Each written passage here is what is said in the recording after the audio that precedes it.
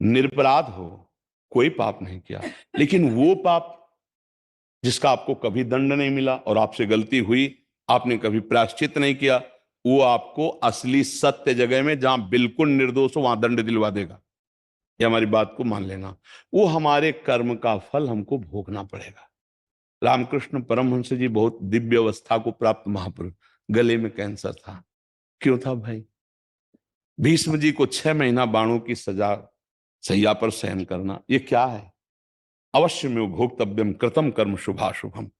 बिना किसी हमारे कर्म के हमको कोई फंसा नहीं सकता। ये सत्य बात है कि वर्तमान में आप बिल्कुल निरपराध हैं, लेकिन आपको दंड मिल रहा है वो आपका पूर्व कर्म, जबरदस्ती, जिसको आपने कभी व्यक्त नहीं किया, जिसको कभी दंड नहीं भोगा गया, वो आपको दंड भुगता रहा है। इसके अलावा कोई भी हमें दंड नहीं दे। को ना काहू के सुख दुख कर दाता, निज कृत कर्म भोग सुनु भ्राता। कुछ अपराध ऐसे होते हैं जो तत्काल निपट जाते हैं, और कुछ ऐसे होते हैं सही ईमानदारी से देखो अपने लोग सब, जिनको कोई नहीं जानता है और आप जानते हैं। इसी जन्म में ऐसी कितनी सैकड़ों गलतियां हैं जो हमारी गलतियों का कोई दंड नहीं मिला, और हमने गलती की है और हम कभी गलती माने नहीं और छुपा के मुस्कुरा के कि हम बड़े चतुर हैं। नहीं, चतुर नहीं, वो बीज बो गया है। अब वो ऐसी जगह फंसाएगा जहां तुम कसम खाओगे कि हमने बिल्कुल नहीं किया, और मानते हैं आपने नहीं किया, लेकिन ये वो कर्म का दंड है जो आप बीज बोए हो। आप उसका दंड नहीं, उसका प्रायश्चित नहीं, कोई जाना नहीं, वो दंड है। तो लोग भगवान पर आरोप करते हैं कि हाथ उठा कहते हैं, सत्य कहते हैं मैं निर्दोष हूं, पर उस भगवान ने देखो मुझे दंड दिया, पक्का समझो उसके यहां न्याय होता है। तो ईमानदारी से देखो, इसी जन्म में देखो, क्या हर पाप का प्रायश्चित आपको मिला है? हर दंड मिला है? 5 मिनट की गलती खुल जाती है तो 20 साल की सजा होती है, और ज्यादा हो जाए तो कब फांसी की सजा हो जाए। ऐसी कितनी गलतियां की है जो भगवान ने बख्श दिया है और आपकी छुपी हुई है। हम सब उसी लाइन में खड़े हैं। हम ये कहते हैं कि आज तक बड़ी कृपा हुई, वैज्ञानिकों के पास इतनी क्षमता नहीं है कि वो हमारी पूर्व चिप को टीवी में दिखा सके, नहीं तो अच्छे अच्छे की पोल खुल जाए। ले बोले 10 वर्ष से 20 वर्ष की अवस्था का ऑन किया, बोले गजब हो गया यार, ये आज ये तो कहो इज्जत बची हुई है, नहीं बची? हाँ, तो वो बात हम जानते हो, तुम जानते हो। तो भगवान को कोसो मत, ईमानदारी से तुम न्याय करो। अगर यही तुम्हारे आचरण किसी और के होते और तुमको न्यायाधीश बनाया जाए, इसे दंड दो, तो कितने तुम आक्रोश में आके दंड देते। जो तुमने अपराध किए, जिनको खिलवाड़ समझते हो, वो पापाचरण हुआ है, सबसे हुआ है।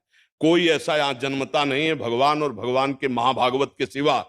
भूमि परत भा ढावर पानी तिम जीवई माया लपटानी, गलती हो जाती है। तो हम ये कभी ना कोसे कि हम अपराध नहीं करते पर हमको दंड मिला, इसका मतलब भगवान के दरबार में न्याय नहीं है, अन्याय है। कभी ऐसा नहीं।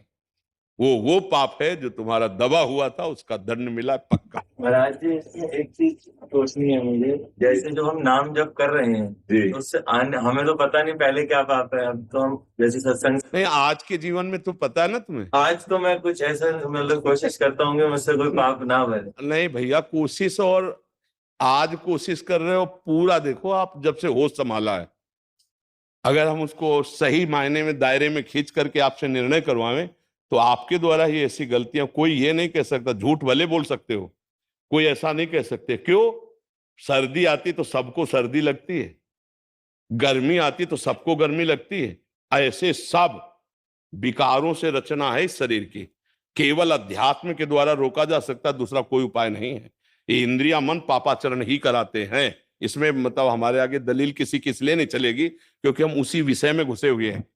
अध्यात्म हमारी पढ़ाई है, उसको एक एक जैसे नहीं होता, जितने भी डॉक्टर हैं वो ये सब खोखे के हैं, पांच भौतिक इस ढांचे के, लेकिन इसके अंदर दो शरीर हैं, सूक्ष्म शरीर और कारण शरीर। उनसे परिचय किसी का नहीं है। अध्यात्म उनका ऑपरेशन करता है, ध्यान रखना। तो जब तक अध्यात्म की जानकारी नहीं हुई तब तक हमसे गलतियां होंगी, होती रहेंगी। तो नाम जप से इसको हाँ, तो इतना नाम जप हो कि आप देखो नाम जब शुरू करोगे तो आप पहचानो ना, जहां नाम जब शुरू करोगे गंदगी शुरू हो जाएगी। हाँ, गंदी गंदी बातें आने लगी। मन के पहले जैसे हाँ, वो क्या है, तुम्हारे मन की सामग्री बाहर निकल रही। वो निकल रही है अभी। हाँ, धीरे धीरे निकल रही। पर इतना नाम जप करो, अब जैसे नाम जप से सारे पाप नष्ट हो जाते हैं, पक्का नष्ट हो जाते हैं। हम बिल्कुल स्पष्ट, हम कोई अंधविश्वास वाली बात नहीं करते। पूर्व के सारे नष्ट हो गए, आगे संभाल के चल रहे, गलती हो जाएगी भगवान क्षमा करेंगे, उसके पाप नष्ट करेंगे। आज जो आप नाम जप कर रहे हो, वर्तमान में जो आपके मन के पाप है वो नष्ट हो रहे हैं, जो आपके पूर्व के जमा भूत के वो नष्ट हो रहे हैं। लेकिन उस भूत से जो इसका निर्माण हो गया है उनको भोगना पड़ेगा। बड़े बड़े महापुरुषों को भोगना पड़ा है, समझ रहे हैं?